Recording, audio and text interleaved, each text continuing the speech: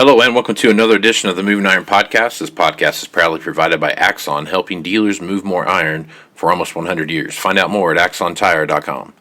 Axon was started almost 100 years ago out of a passion for keeping agriculture moving. It's that same passion that drives them today. With a vision for a better experience for both farmer and dealer, they set out to create a better way to move more iron. When you partner with Axon, you get immediate access to a full range of products and solutions designed to meet the complex needs of today's grower. Axon carries all major brands and sizes of tires, wheels, and tracks. From custom colors and sizes to fully customized wheels, you can have the solution for virtually any problem today's farmer is trying to solve. To find more or become an Axon dealer, please visit axontire.com. Moving iron in the 21st century. Hard-working people working hard for you and me. Moving iron, time and time again. Through the years you'll find us here. Moving iron. Hello and welcome to Moving Iron Podcast Markets with Shawn Hackett. This edition of the Moving Iron Podcast is brought to you by Axon Tire, helping dealers move more iron for the past 100 years. For more information, go to axontire.com. Also, TractorZoom delivering insights if you're looking for a great place to track what's going on in the auction market. Check out TractorZoom's Iron Comps. They have about 500 independent auction houses that report what's going on the auction marketplace. It's a great place to see what's happening. If you're interested in using that, check out, use Moving Iron LLC or Moving Iron Podcast at checkout, and you get yourself a discount. Also, go and check out Arrow at heyarrow.com. It's a great place to get a nice product to help your salespeople sell more stuff. And we all want to do that, right, Shawn? We want to sell more stuff, right? Can't get sell more stuff. That's it. Speaking of selling more stuff, well, we should probably sell some more natural gas because it sounds like to me there's not a lot to go around. If you have to sell it, that's great, but I don't think there's going to be a lot for sale for a while. That was almost a professional segue, Shawn. I mean, I'm not going to lie to you. I feel pretty good about that one. You know what? You're getting better every day. Shawn is with Hackett Financial out of Boca Raton, Florida, and he's nice to come on a couple times a week and talk about what's going on. And all kidding aside, this natural gas thing is getting pretty Western real quick, man. I tell you what, there are limited supplies everywhere around the world. You talked about it before we got on here that Rabobank had put out a little article about, if we have a cold winter that we're probably going to run out of natural gas. Propane is done, so there goes your grilling, I guess, for the winter. But, you take a look at all the stuff that's going on there. If the winter is as bad as you've talked about in the past, Shawn, we're going to see some real crazy things happen. Well, I think we should, we thought this was going to start in late October, but the Hurricane Ida accelerated this sooner because we lost the production in the Gulf. 5%, 6%, we lost it for a while, and 35% of it is still not going to come online for another couple of months. Yeah. And that rogue wave that hit changed the timing of when this supply scarcity trade was going to start, because that pretty much ensured that the injections weren't going to be able to make it. And when we look at where we're going to end at a point where, like we talked about this, that we thought we could almost run out of natural gas with a cold winter. And so now the market is looking and saying, we have to start rationing demand right now. Yeah. And, the problem, it's easy to ration crude oil because it's driving, it's easier to do. All right. But when we're talking about natural gas, we're talking about keeping the lights on for the most part, right? Keeping the heat on. And so what they're going to, I remember 1980, 1979, Jimmy Carter going up on TV telling everyone, to turn their thermostat down to 60 degrees from 70, try to save, because we had an energy crisis back then when I was a kid. Well, that's what you're going to hear Joe Biden do the same thing. You're going to say, everybody, put your dial down to 60 degrees because we don't have enough natural gas for you to have it at 70 degrees during the heart of the winter time. And remember,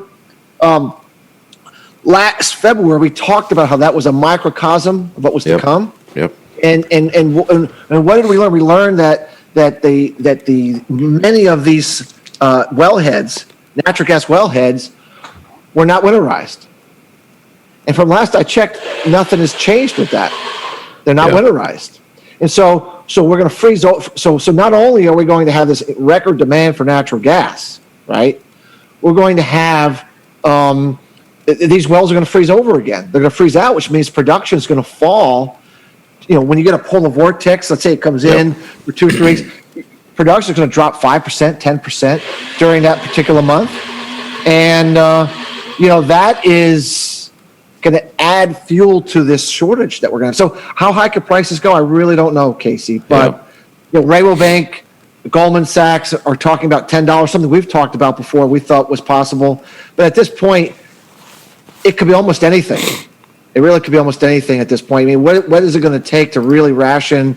I mean, you just can't turn the supply spigot on in 6 months and solve this problem. It's too late for that. Yeah. It's too late. Yep. Now, next year, maybe, if you told everybody, go do it, we're going to pay you to do it, maybe next winter you can get the production. But there's no way to turn the spigot on in the next 6 months. It's too late. And so the fertilizer problem that we're now having, where fertilizer plants are shutting down, fertilizer prices are going up parabolically. I mean, there is not going to be fertilizer application globally, especially in the Northern Hemisphere next year, which means forget what the weather is. Even if the weather's perfect, you're going to have a immediate knockdown from peak potential of yields across the world at a time that we need, maximum output. Now, throw in some bad weather like we're forecasting, Casey, it's not good for 2022. And I'm not a Debbie Downer, gloom and doomer. I'm not. But what I'm saying is that we've talked about Act 2 of this phased transition higher that began last August. That's why we thought we would see higher prices than we saw this past season, and in some cases, considerably higher prices. That's where the Mother Nature is going to modulate which ones go a little higher, which ones go a lot higher. But, physical supply. I continue to emphasize having physical feed, physical, your physical needs on the farm. If you're going to need to have that as much as you can. And when this is all over, so we're going to get another side of this. When this is all over, what this is permanently doing in the mind of the market, Casey, is just in time is dead. It's gone. It's not coming back. Everybody is going to say, I am not getting caught like this again. I need to build up my inventories, whether I'm a utility company, whether I'm a fertilizer company, whether I'm a livestock producer, whether I'm an ethanol plant. Everybody wants a buffer stock sitting on their property in their storage bins or however they do it, a whole lot more than they had before, so that it mitigates some of this supply chain risk and some of this issues that they're doing. So we're going to have a much pumped up demand for a year out, 2 years out, not just from regular demand, but extra demand to rebuild stockpiling like we used to have 20, 30, 40 years ago. That's the transition we're going to go through. We've talked about this before also on your show, and this is going to really psychologically put that in place. I am not getting caught like this again, because this is a disaster for your business, a disaster. Yeah, it's well, I'm thinking about it from the perspective of the winter. I mean, all the old, farmer tricks and all those stuff. You look at this thing and you cut it open, and if it's got this shape, then it's a whatever. Or the caterpillars are more woolly than normal type of thing, and you got this whole cold, everything's kind of pointing towards that, right? I mean, if you believe in all that stuff. Plus, if you just look at even mainstream weather now, it's kind of starting to point towards a little bit of this.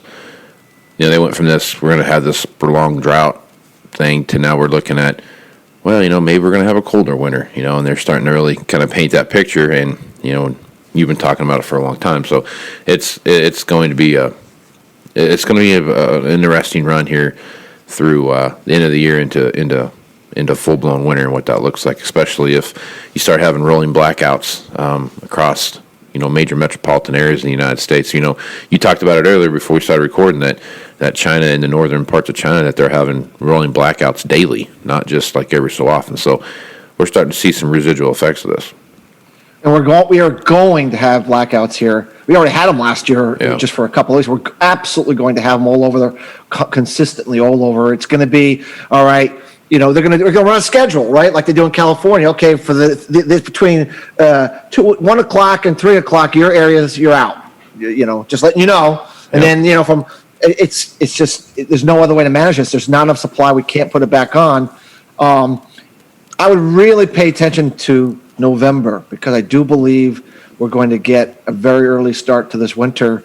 And if the market's already concerned about a cold winter, what if we start this thing a month earlier and we get a polar vortex in November? Yeah. The panic that's going to set in, because now the market's going to say, wait a minute, we had started the dial as if it was going to start in mid-December like normal.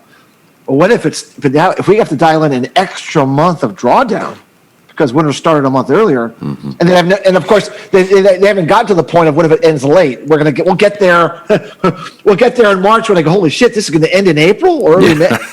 Right. we got to add an extra one. I mean, that's the problem. Is everyone's thinking 4 months of a winter, 3.5 months. We're saying 6 months of drawdown. The markets, the Rainbow Bank has said we're going to run out with 4. Right. Well, what if we have 6 or 5? I mean, so look, it is what it is. We can't do anything. We can adjust. We're going to have to, the only thing I worry about is just, having an unavailability of supply in certain areas at certain times. Meaning, we have your natural gas coming into your house, but where does it come from? Maybe they shut it off. Right. And you don't have it. And so I really worry, that older people, those that are, less able to take care of themselves or are more vulnerable to that kind of extreme environment. A person like yourself probably can, put 10 layers of clothes on and jump up and down and figure things out. But, someone who's 75 or 80 and living by themselves, I'm worried about that, Casey. Yeah. I do worry about that. They're probably not going to be doing burpees in the living room to stay warm. You know what I mean? So that's something to think about. But if you look about, here we are coming through this part and we make it through the winter and, oh man, we made it through the other side.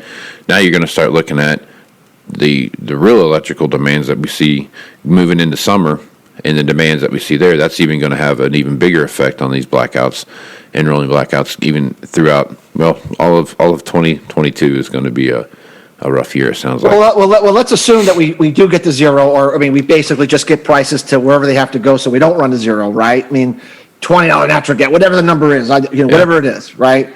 Well, we're starting from zero. We're building our stocks from zero. Right. What are the chances that we're going to be able to get our supplies up to where they need to be next winter? Unless we really, really have a massive capital concerted effort to pump infrastructure and get some more of that natural gas, get that fracking going again. Of course, everything that the administration has been totally against. Yeah. Unless we really get going, I'm not sure we can build up next year's supplies. Yeah. Think what happened in Europe. They had these prices last year. Yeah, they did. So this is the second year of these prices, and they can't get. They've not been able to get production going because it takes time to get it going. Now, maybe next year they'll get the genie in the bottle, but it's a couple of years of high price before you can get the momentum going again. So, I don't know, Casey. It's we're in a pickle. We've put ourselves here. The world's put ourselves here because we don't have a very good energy plan. We just said, we're just going to get off of fossil fuels and it'll work out. Well, no, it's not all going to work out unless you have a plan, and there is no plan. Right. Obviously, there's no plan. Yep, absolutely. So, it's going to be a wild thing to pay attention to.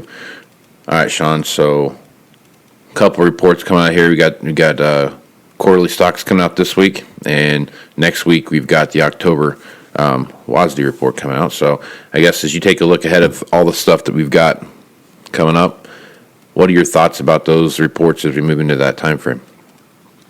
My suspicion, and like I said, it's a guess because I trying to guess what the USDA is going to say versus what they should say. It's always it's tough. Exactly. But my suspicion is that with the high prices we had, and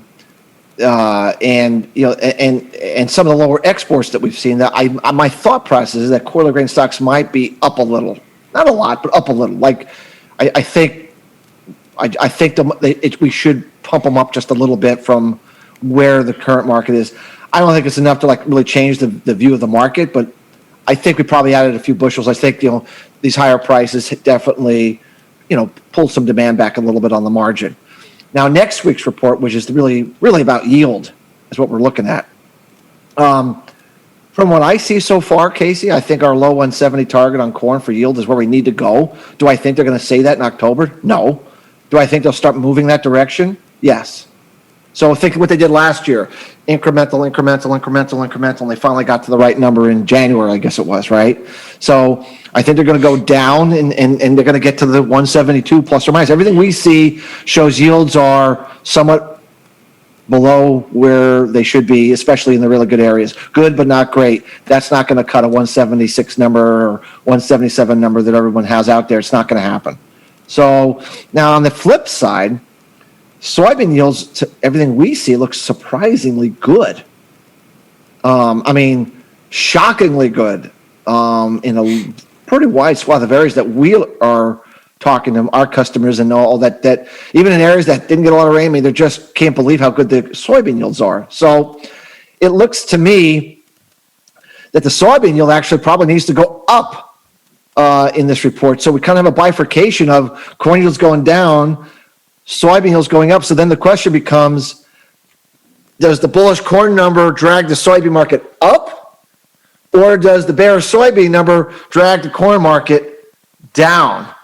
And that's really going to be a tough call, Casey, trying to determine who pushes who. Our best guess is that the soybean market will drag the corn market down some, kicking and screaming. That's our best guess, is that the bean number is going to be bearish enough that we could probably drop $1 under 12 on soybeans short term, and that will drag the corn market down despite a bullish number, and maybe drag the wheat market down despite a bullish number.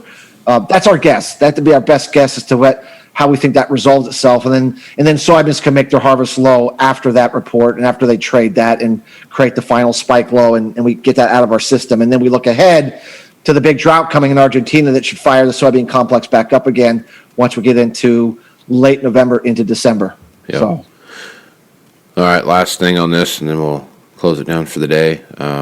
Looks like there is a prediction out there that the U.S. corn crop is going to yield 175 bushels an acre, and you've batted that number around a little bit, but you've been in the low 170s as kind of as to what you think. So I guess talk about your thoughts on that, and kind of where you see things headed into that January report. 175 is possible if they reduce harvested acres like they should. Okay. We've said this on your show quite a few times that the harvested acres number is too high. If they're going to continue to stay at that high number, then the yield's got to come down to low 170s. If they actually lower the harvested acres to where it really is, they can keep a 175 number. It doesn't change the equal sign. Right. It's just how you get there. Mm-hmm. So I have no problem with 175, but it can't be with the current acres we have, harvested acres. So it's either you lower the harvested acres and get the 175, or you keep the harvested acres and you get the 172. It's still the same number. And I think I want to focus on the equal sign. Right. That equal sign is what we're looking for. My suspicion is they're not going to lower the harvested acres number. They tend to not like to do that. They tend to just play games with the yield, play games with demand to get to the right number. Yeah. At this time of the year, they just say, look, that's the number unharvested. We're just sticking with it. Whether it's right or wrong, that's the number. We're not going to mess with it. They don't like to typically change that much. So we're going with low 170s, going to keep the harvested acres, and that's how we're going to get to the right number in production. By January, if not, hopefully it's November, but certainly by January they'll get to the right number for sure. Yep, 5 plus 5 equals 10, but so does 7 plus 3, right? Type of thing.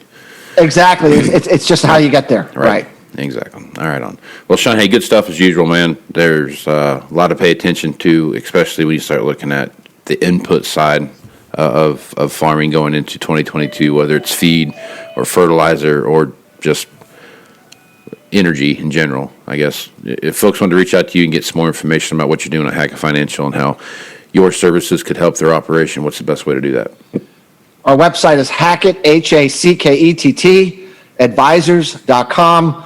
We have interviews, we have white papers, we have sample reports, all kinds of stuff on there for you to take a good look at what we do, how we do it, to see if we might be of value to your listeners. Right on. I am Casey Seymour with Moving Iron Podcast. Make sure you check me out on Facebook, Twitter, and Instagram. That's where you're going to find the latest editions of the Moving Iron Podcast. Also go to MovingIronLLC.com to find all things Moving Iron related. And Shawn, appreciate you being on the podcast, man. Always a pleasure, Casey. Can't wait to do it on Thursday. So Me too. I'm jacked. All right, with that, I'm Casey Seymour, Shawn Hackett. Let's go do some iron, folks. Out. You want to have a meaningful competitive advantage to help sell more equipment. Whether you represent the sales, parts, or management department of an implement dealership, there's a surprising amount of complexity when it comes to tire, wheel, and track technology. Let Axon worry about that so you can get back to supporting your customers. Axon has leveraged years of experience to create a streamlined process that gives you a proven path to help today's grower and sell more equipment. The roots of their organization go back almost 100 years to the invention of the rubber tractor tire. Supporting agriculture is the number one driver of Axon from product development through sales and service. To find more or become an Axon dealer, head over to axontire.com. Moving iron in the 21st century. Hard-working people working hard for you and me. Moving iron time and time again. Through the years you'll find us here. Moving iron.